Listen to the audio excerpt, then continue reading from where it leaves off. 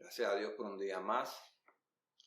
Le damos la bienvenida a todos los que están aquí presentes, también a los que nos ven a través de las redes sociales. Le bendecimos en el nombre de Jesús y deseamos que el mensaje que traemos hoy realmente sirva para la edificación de nuestras vidas. Vamos a orar. Sí, Padre amado, te damos gracias, Padre, una vez más, Señor, por estar aquí en tu presencia, Padre Santo. Te bendecimos y te alabamos, te pedimos ahora que tú seas que guíes cada palabra que salga de mi boca, Señor, a través de tu Espíritu. Y que tú prepares nuestras mentes y nuestros corazones, Señor, para recibir tu palabra en el día de hoy, Padre. En el nombre de Jesús te lo pedimos, Señor. Amén. Bien. El mensaje que traigo hoy le he puesto por nombre el Dios vivo y verdadero. ¿Por qué? Porque la palabra de Dios habla y nos revela de un Dios que es vivo y verdadero. Es importante conocer a este Dios, quién Él es, cómo Él es. También es importante conocer qué le agrada, qué le desagrada, cuáles son sus expectativas respecto a nosotros y qué Él desea que nosotros hagamos. Todos estos puntos son importantes, podemos sacar más puntos, pero solamente estos 5 puntos son muy importantes. Si el ser humano, realmente estaba hablando de los seres humanos que han decidido acercarse al Dios vivo y verdadero, que han decidido realmente aceptar a este Dios vivo y verdadero en su vida, como su Dios, como su Señor y como su Salvador. ¿Por qué?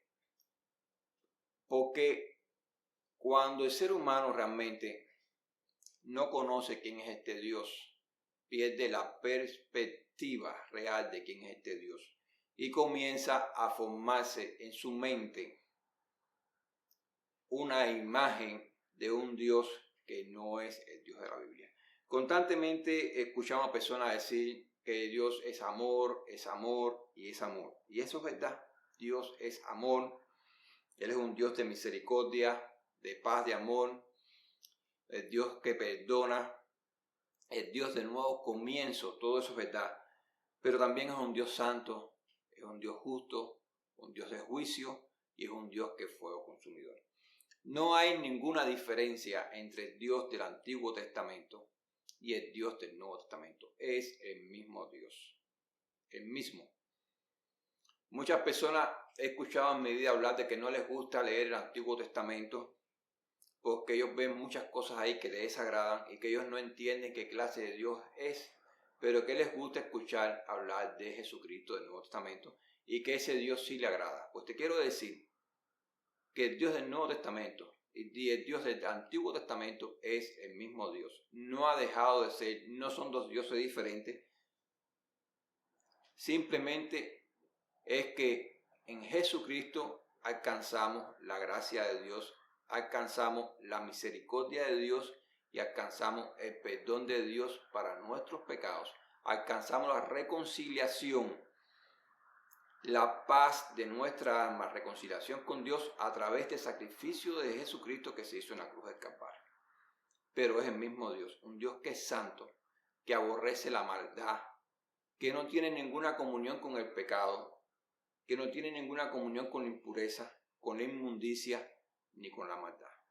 Es el mismo Dios. Que Jesucristo se haya hecho pecado por amor de nosotros y haya cargado en él los pecados de toda la humanidad, para con su sacrificio vivo, con esa ofrenda que se hizo allí en la cruz del Calvario, limpiar con su sangre, expiar nuestros pecados y limpiarnos para aquellos que aceptan esta ofrenda, para aquellos que lo aceptan a Él como Dios y Salvador. Esto no es de que Él se ofreció y ya la humanidad entera está limpia y que nadie tiene que hacer nada más porque ya Jesucristo lo hizo todo. Solamente tenemos que esperar que llegue el fin y podemos vivir nuestra vida como nosotros queramos. Eso no es así. La Biblia no enseña eso y la Biblia no habla de eso. Desgraciadamente, hoy en día, en estos últimos tiempos, la humanidad ha comenzado a desafiar a Dios. Ya en tiempos pasados la humanidad había desafiado a Dios, pero vino un tiempo en que Dios se reveló al hombre y comenzó a buscar hombres que los formó una nación santa, apartada para él, apartada de las costumbres de pecado, apartada de la inmundicia, la maldad, que podían caer en pecado, que podían pecar, pero no eran personas que practicaban el pecado. Una nación que la separó para él, a través de la cual vendría el Mesías, y después entonces su iglesia es también llamada a ser nación santa, apartada para él. La iglesia de Cristo es la Jerusalén celestial, la nación santa, apartada para él. Esto quiere decir que no podemos vivir conforme a las costumbres del mundo y conforme a los patrones del mundo, conforme a las definiciones del mundo de lo que es la vida, de lo que es correcto, sino que tenemos que vivir conforme a lo que Dios nos enseña, qué es lo que realmente es correcto y qué es lo que Él espera de nosotros. Cuando hablamos de este tipo de mensajes, yo sé que trae mucho roce y trae mucha enemistad entre los hombres. Y no estoy hablando de los hombres que están fuera de la iglesia, estoy hablando de los que están dentro de la iglesia, porque hay muchos que están en la iglesia esperando que se le dé el mensaje light de que Dios es amor, de que Dios te ama, de que tú eres un vencedor, de que todo lo vas a lograr en Cristo y levántate y triunfa en la vida, pero no le enseñan a que tienes que ser santo, ni al hombre ni a la mujer. No le enseñan qué es lo que Dios espera que nosotros hagamos. Vamos a empezar por la mujer. Dice que la mujer es primero. Por ejemplo, el patrón que tiene Dios de que una mujer de Cristo verdaderamente esté sujeta a Dios, esté sujeta a su palabra y a Dios, y le ame y le respete, es ese Señor en minúscula, porque tu Señor en mayúscula es Jesucristo, pero tu Señor en minúscula es tu marido que tienes en tu casa. Y si tú no eres capaz de respetar a ese Señor en minúscula y sujetarte a Él y honrarlo, aunque tú digas que sí, que tú amas con todo tu corazón, aunque tú levantes las manos en la iglesia, aunque tú cantes alabanza muy alto en la iglesia, en el baño, en el cuarto, en tu casa, cuando estás manejando o lo que sea, realmente no lo estás haciendo, aunque leas la Biblia. Porque el hecho no está, aquí el problema no está en leer la Biblia y en sabérsela, sino en cómo la aplicamos a nuestra vida.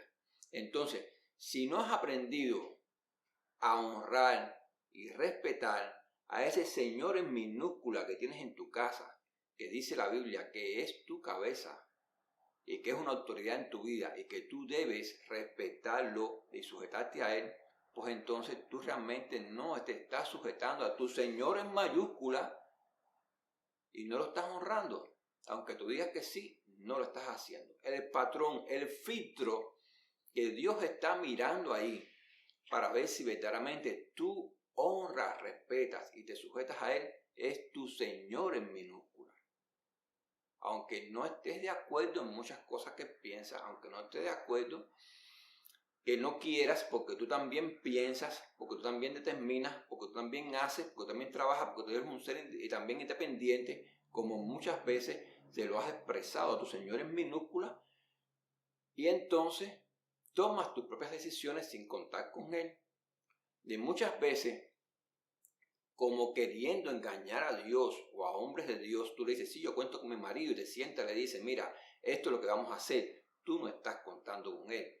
Tú eres una mujer que has tomado tus propias decisiones y cuando te sientas con tu marido en una supuesta sujeción, lo único que estás haciendo es comunicándole las determinaciones que ya tú has hecho en tu mente y en tu corazón. Eso no es contar con tu marido, eso no es estar en sujeción, sencillamente que has enmascarado tu rebeldía, tu pecado y tu idea de independencia de mujer como te ha enseñado el mundo. El mundo moderno le ha enseñado a la mujer a ser independiente, entre otras cosas, de su marido. Ella no tiene que ser dependiente de su marido. ¿En qué? En ninguna cosa. Porque ella es un ser independiente, por lo tanto tienen al marido simplemente como el que le suple o como aquel en el cual ella puede usar también, entre otras cosas, para su conveniencia. Y eso no es así. Esa no es la idea del matrimonio desde el punto de vista bíblico. El matrimonio es un cuerpo, hombre y mujer. La mujer tiene que aprender a sujetarse y a respetar a la figura que la representa. Cuando ella no respeta esa figura, cuando ella no honra esa figura, ella inmediatamente, ella misma se está irrespetando y se está deshonrando. Y está irrespetando y está deshonrando su casa. Y está irrespetando y está deshonrando a aquel el cual ella aceptó como Señor y Salvador de su vida. Porque no está honrando la palabra que le está enseñando que debe ser una mujer sujeta y respetuosa. También las mujeres de la iglesia, sean casadas o no casadas, deben de llevar una conducta casta y respetuosa. Cuando están, ¿dónde? En la congregación, no deben de vestirse de una manera sutil, seductora. Hoy en el mundo tiene mucha moda extremadamente muy seductora que lo único que incita es a pecar y hacer lo incorrecto delante de Dios. Una mujer de Dios no debe vestirse así. Cuando está en la iglesia y entonces cuando está en la calle me he visto entonces de la manera seductora y sutil porque no estoy en la iglesia. No, eso es una hipocresía. Eso es un aparentar lo que realmente no estás viviendo. Me he visto de una manera casta y respetuosa cuando estoy en la iglesia y cuando estoy en la calle me he visto entonces como yo quiero. Me muestro como yo quiero, como yo pienso que soy, porque aún no te has dejado transformar por la palabra de Dios. La palabra de Dios te dice que lo hagas siempre. Esa debe ser tu conducta, tu manera de vida, siempre. Por lo tanto, una mujer de Dios debe crecer espiritualmente a la luz de las Escrituras, no delante del mundo. Hoy el mundo te muestra una imagen completamente diferente de lo que es una mujer. Te muestra a la mujer independiente, a la mujer triunfadora, a la mujer que logra cosas, inclusive que un hombre no puede lograr, y que manda en todas partes. Manda en el trabajo, manda en los negocios, manda en la casa, manda a la familia, manda al hombre. Inclusive la figura del hombre hoy en día es la más demeritada, la más ridiculizada y la más despreciada desde un punto de vista social. Se ha encargado la sociedad de ridiculizar esta imagen que tiene la Biblia como autoridad de un hogar. ¿Por qué? Porque al ridiculizar esta imagen y desmeritar esta imagen y respetarla y deshonrarla totalmente, pues se está destruyendo esta imagen de autoridad en los hogares y en la familia.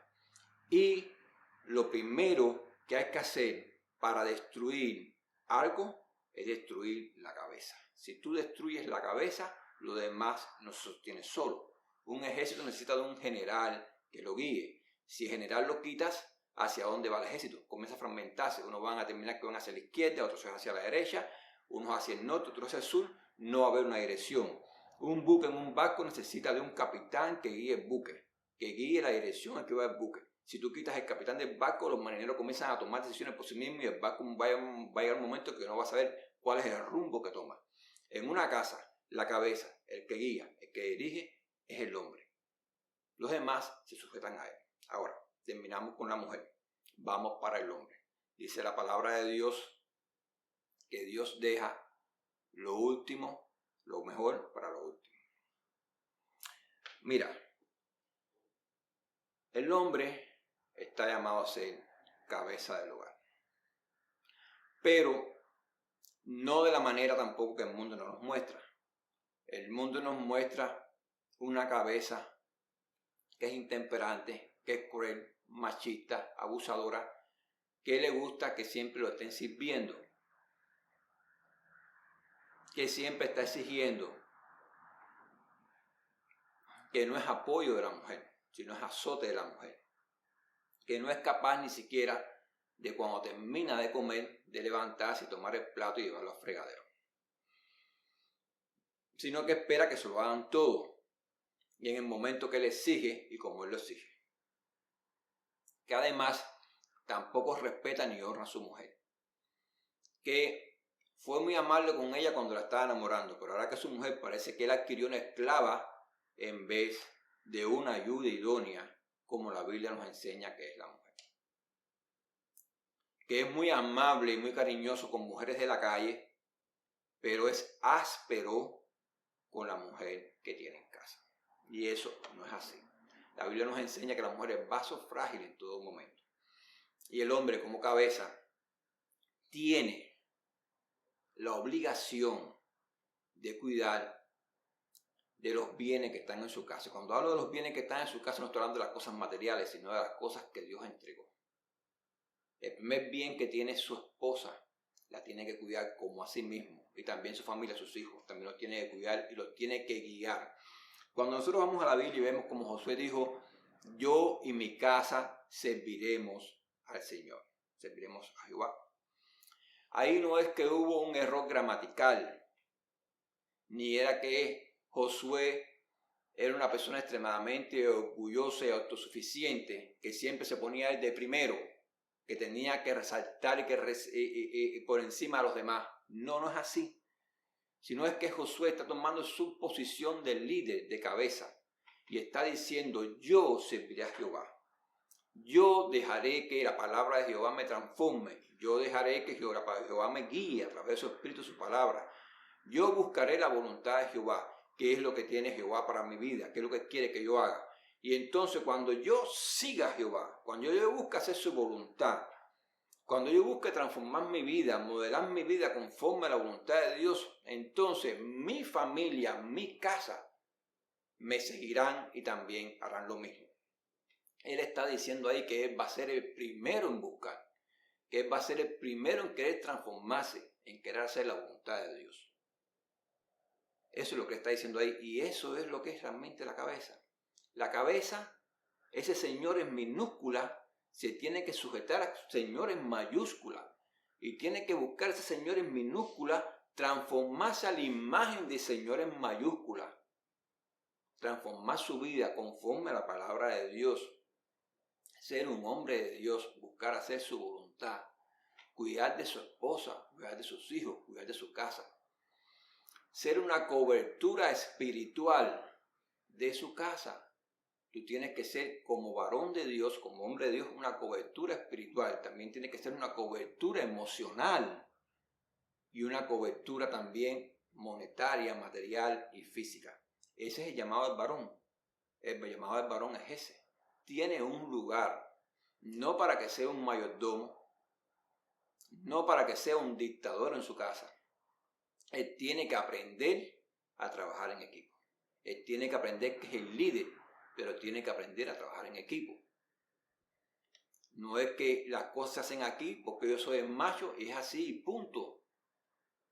Tiene que aprender a amar. Si tú no aprendes a amar a tu esposa, el filtro que tú tienes en tu vida, a través del cual Dios mira, si verdaderamente tú eres una cabeza y tú cubres emocionalmente tu casa, espiritualmente tu casa, y si tú realmente amas a Dios y te quieres transformar a su imagen, es justamente tu esposa. La Biblia dice que amemos a nuestras esposas y nos entreguemos por ellas de la misma manera que Jesucristo amó y se entregó y dio su vida por la iglesia. Ese es el filtro. Tú no puedes decir que tú amas a Dios y seas un déspota con Dios. Tú no puedes decir que tú respetas y honras a Dios y tú maltratas a tu mujer en tu casa y andas en adulterio en la calle. Andas viviendo una apariencia, una doble vida. Eso no es así. El matrimonio debe mantenerse en honra y en santidad, conforme a la palabra de Dios. Tú no puedes llevar una doble vida. Tú no puedes llevar tu vida conforme a la vida de los hombres del mundo y llevar una apariencia y mostrarte en santidad cuando estás en la iglesia. Cuando estamos en la iglesia todos somos santos y todos somos buenos. ¿Por qué? Porque está la presencia de Dios allí, ahí se manifiesta la presencia de Dios, porque donde hay 2 o 3 congregados en su nombre, está en medio nuestro. Bueno, y cuando se acaba la iglesia, cuando se acaba la reunión de la iglesia, de los creyentes y ese cuerpo, cada cual va a su lugar, ya la presencia de Dios no está. Nuestro Dios es un Dios santo y demanda de nosotros que seamos santos. Cuando nosotros vamos al libro de Apocalipsis, allí vemos en el capítulo 4, versículo 8, como dice, y los 4 seres vivientes tenían cada uno 6 alas, y alrededor y por dentro estaban llenos de ojos, y no cesaban día y noche de decir, Santo, Santo, Santo es el Señor, Dios Todopoderoso, el que era, el que es y el que ha de venir. Él es santo y Él nunca va a dejar de ser santo. Ese es un atributo de Dios, un atributo muy importante. Por lo tanto, este Dios santo, ¿qué demanda de nosotros? En primera de Pedro capítulo 1, versículo 13 a 16 dice, por tanto, ceñid los lomos de vuestro entendimiento, sed sobrios y esperad por completo en la gracia que os traerá cuando Jesucristo sea manifestado. Como hijos obedientes, no os conforméis a los deseos que antes teníais estando en vuestra ignorancia, sino como aquel que os llamó es santo, sed también vosotros santos en toda vuestra manera de vivir, porque escrito está, sed santo porque yo soy santo.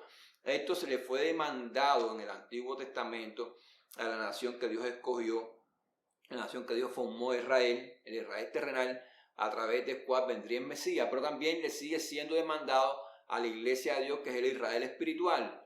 ¿Por qué?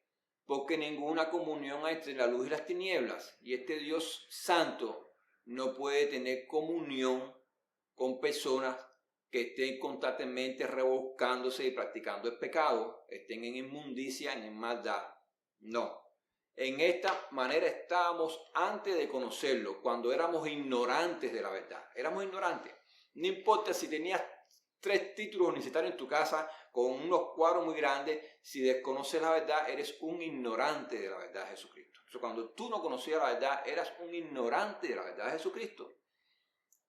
Pero ahora que has venido a la luz, pues ya no ignora esta verdad. No importa si eres una persona semi-analfabeta, como los he conocido yo, que han aprendido a leer con la Biblia.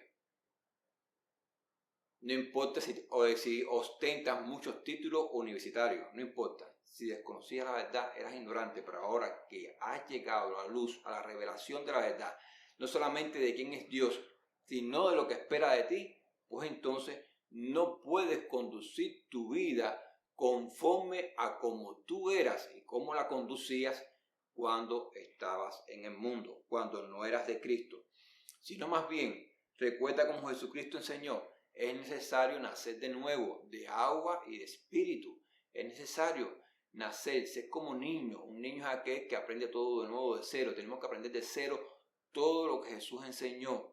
¿Para qué? Para que dejemos de ser hombres y mujeres avaros, promiscuos, guiados de toda seducción, de toda maldad, para que no tengamos más comunión con la inmundicia, con el pecado, con todo tipo de traición y de maldad, sino que tengamos comunión con la palabra de Dios y con el Espíritu Santo, y que seamos guiados por la palabra de Dios y por el Espíritu Santo. Y transformados, es importante, la transformación es muy importante. No podemos estar tratando de engañar a Dios, no podemos estar tratando de aparentar lo que no somos. Dios, ese Jesucristo, y ese Dios que se nos manifestó a través de Jesucristo, pero ese Dios verdadero que es Espíritu, sabe lo que hay en nuestras mentes, en nuestros corazones. A él nadie le puede engañar. Si tú vas ahí al libro de Jeremías, capítulo 17, versículos 9 y 10, ahí dice, engañoso es el corazón más que todas las cosas, y perverso, ¿quién lo conocerá? Yo Jehová, que escudriño la mente, que pruebo el corazón, para dar a cada uno según su camino, según el fruto de sus obras. Dios sabe lo que hay en el corazón de los hombres. Dios sabe que el corazón del hombre es inclinado a toda perversidad, a toda corrupción, a toda maldad, porque fue contaminado por el pecado. Él sabe lo que hay. Y Él nos insta constantemente a caminar otro camino, un camino de bien, un camino de misericordia, de amor y de santidad. En el Evangelio de Juan, si vamos ahí al capítulo 2, versículo 23 y 25, mira, el mismo Jesús, el mismo verbo hecho carne aquí en la tierra dice, estando en Jerusalén en la fiesta de la Pascua, muchos creyeron en su nombre, viendo las señales que hacía. Pero Jesús mismo no se fiaba de ellos, porque conocía a todos y no tenía necesidad de que nadie le diese testimonio del hombre, pues él sabía lo que había en el hombre. Él sabe lo que hay en el corazón del hombre. Entonces no podemos venir a aparentar realmente lo que no somos.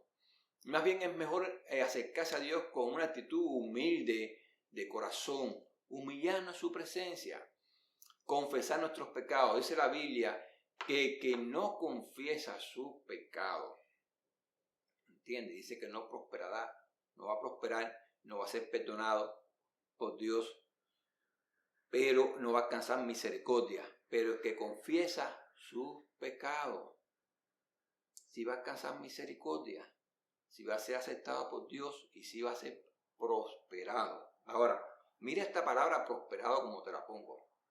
Porque hoy en día se habla de mucha prosperidad. Realmente este mensaje de prosperidad que se ha expuesto de una manera errónea y equivocada, pues ha creado una gran distorsión de la verdadera prosperidad que quiere Dios en tu vida.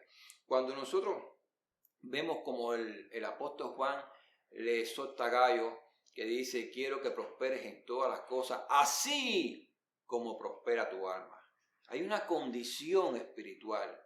No es de que yo me voy a comer el mundo, de que yo voy a hacer y deshacer, no importa lo que hay, que deshaga, y voy a prosperar, y voy a tener todo lo que quiero, y voy a vivir la vida que yo quiero vivir. No importa las consecuencias, no importa lo que yo haga, porque tú tienes una consecuencia, pero no me importa. Porque al final Dios es bueno, Él es misericordioso, Él es perdón y me va a perdonar. Estás jugando, te estás exponiendo al infierno de fuego y estás poniendo en peligro tu salvación. Y estás tomando a tu Dios y lo estás haciendo mentiroso. Lo quieres hacer mentiroso y partícipe de tus obras, de tus pecados, porque inclusive lo haces en el nombre de Él. Cuidado con eso, ahí hay un grave peligro. El Dios en que nosotros creemos es santo, siempre lo ha sido y siempre lo será. Y nunca se va a aliar, ni va a ser partícipe de ninguna obra de maldad, ni de corrupción, de iniquidad, ni de pecado de ningún hombre. Y Él no va a bajar sus estándares. Los estándares son bien altos. Cuando Jesucristo estaba en Getsemaní, dice la Biblia que rogó al Padre 3 veces, Padre, si es posible, pasa de mí esta copa, pero no sea mi voluntad, sino la tuya. Y la voluntad del Padre fue que siguiera ese plan de redención y salvación. Jesucristo tuvo que beber esa copa hasta el final. Los estándares no bajaron y era su Hijo amado, el que era perfecto y sin pecado aquí entre nosotros. ¿Va a bajar los estándares por nosotros? No los va a bajar. Nosotros somos los que tenemos que transformarnos conforme a la palabra de Dios, dejar que venga en nuestra vida, que nos transforme, que nos renueve y que nos haga nuevos hombres y nuevas mujeres de Dios, que nos hagan un pueblo de Dios santo, apartado, escogido para Él, verdaderamente, y no que vivamos según apariencia. Este Dios es el Dios de toda gracia y de toda misericordia. Su misericordia, dice la palabra de Dios, que son nuevas cada día. Esta es la buena noticia. Si estás escuchando este mensaje, no es casualidad. Sus misericordias son nuevas cada día. Si tú de verdad, en tu corazón, estás escuchando este mensaje y en tu corazón tú reconoces que no has estado haciendo las cosas correctamente, que se te están yendo muchas cosas de las manos y que tú deseas cambiar, aún tienes tiempo para hacerlo. Si tú reconoces que has comprometido muchas cosas, muchas veces la palabra de Cristo, las enseñanzas de Cristo, las enseñanzas de la Biblia, las has comprometido por alcanzar tus intereses, por alcanzar tus metas, por imponer tu visión de la vida sobre lo que Cristo quiere de ti y lo que demanda de ti, espera de ti, y realmente en tu corazón ahí tú reconoces que has hecho mal y quieres cambiar, pues te digo que aún estás a tiempo, porque nuestro Dios es el Dios de amor, de perdón y de misericordia. Y lo que Él quiere es realmente que nos acerquemos a Él con un corazón contrito, humillado, de manera sincera, y le pidamos perdón por nuestras faltas y pecados. Ahí donde está tú lo puedes hacer. Dice la palabra de Dios en 1 de Pedro 5, versículos 10 y 11. Mas el Dios de toda gracia, que nos llamó a su gloria eterna en Jesucristo, después que hayáis padecido un poco de tiempo, Él mismo os perfeccione, afirme, fortalezca, establezca, a Él sea la gloria y el imperio por todos los siglos. Amén. El Dios de toda gracia, el que nos limpia, nos afirma, nos fortalece, sabe que vamos a pasar por tribulación, sabe que van a venir desafíos, sabe que van a venir pruebas, sabe que van a venir seducciones y tentaciones.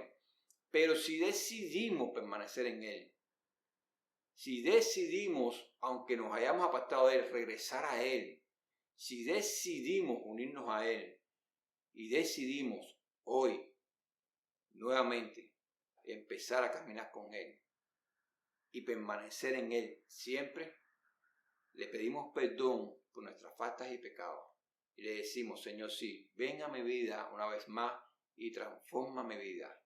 Transfórmame, cámbiame, renuévame, conforme a tu imagen, conforme a tu semejanza, conforme a lo que tú esperas de mí, conforme, Señor, a lo que tú quieres que yo sea.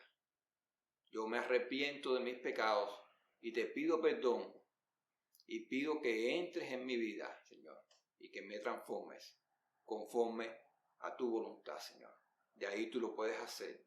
Tú se lo puedes pedir ahí donde tú estás, desde tu corazón, y Él te va a escuchar. Te va a escuchar porque eres el Dios de toda gracia y de toda misericordia, que está esperando en todo momento como un Padre bueno a que tú vengas a Él, para Él abrazarte, para Él limpiarte, para Él sanarte, para Él renovarte y para Él transformarte, y para mantenerte junto a Él por toda la eternidad. Desde aquí te deseamos que Dios te bendiga en el nombre de Jesús, que bendiga el propósito de Dios en tu vida, que active el don y la gracia de Dios en tu vida en el nombre de Jesús. Amén.